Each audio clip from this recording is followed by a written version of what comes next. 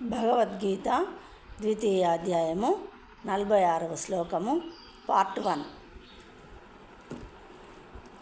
యావానర్థ ఉదపానే సర్వతః సంప్లుతోదకే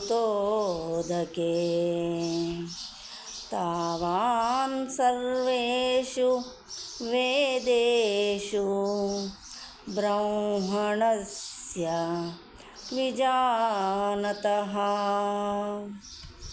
యావాన్ ఎంతటి, అర్థః ప్రయోజనము, ఉదపానే నీటితో కూడిన నూతియందు, సర్వతః అన్ని విధముల, సంప్లుత ఉదకే పెద్ద జలాశయమునందు, తావాన్ అట్లే, సర్వేషు అన్ని, వేదేషు వేదములందును, బ్రహ్మణస్య పరబ్రహ్మ జ్ఞానము కలవానికి, విజానతః పరిపూర్ణ జ్ఞానము గల చిన్న నూతి వలన కలుగు ప్రయోజనములన్నీయును శీఘ్రమే పెద్ద జలాశయమునందలి జలముచే సిద్ధించినట్లు వేదముల సమస్త ప్రయోజనములు వాని అంతరార్థమును గ్రహించిన వానికి సిద్ధించుచున్నవి.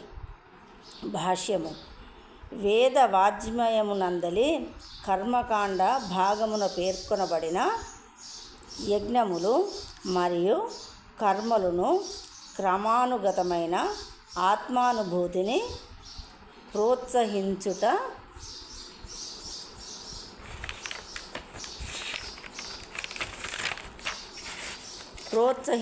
కొరకే నిర్దేశింపబడినవి. ఇక ఆత్మానుభూతి యొక్క ప్రయోజనము భగవద్గీత 15:15 యందు స్పష్టముగా తెలుపబడినది.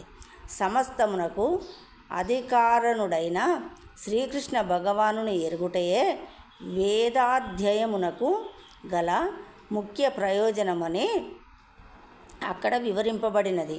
అనగా శ్రీకృష్ణుని గూర్చియు మరియు అతనితో జీవునికి గల నిత్య సంబంధమును గూర్చియు అవగాహన చేసుకొనుటయే ఆత్మానుభూతి.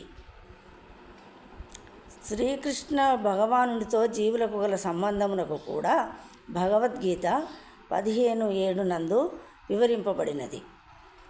జీవులందరూ శ్రీకృష్ణుని అంశలే కనుకనే జీవునిలో కృష్ణ చైతన్యమును పునరుద్ధరించుట వేద విజ్ఞానపు పరిపూర్ణ స్థితి.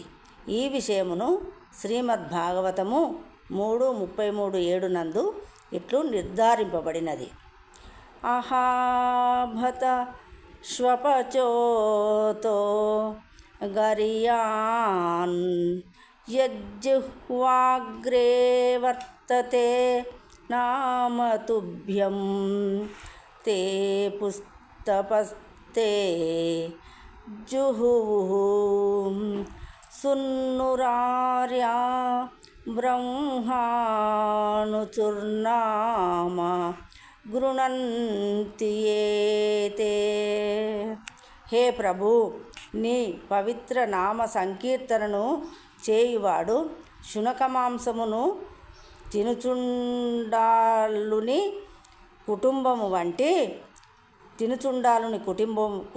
వంటి అధమ కుటుంబమున జన్మించినను అతడు అత్యున్నత ఆత్మానుభూతి స్థితి నొందినట్టి వాడే.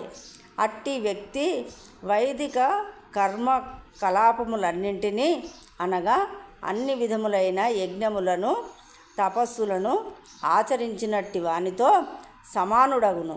అతడు సమస్త పుణ్యతీర్థములలో స్నానమాచరించినట్టి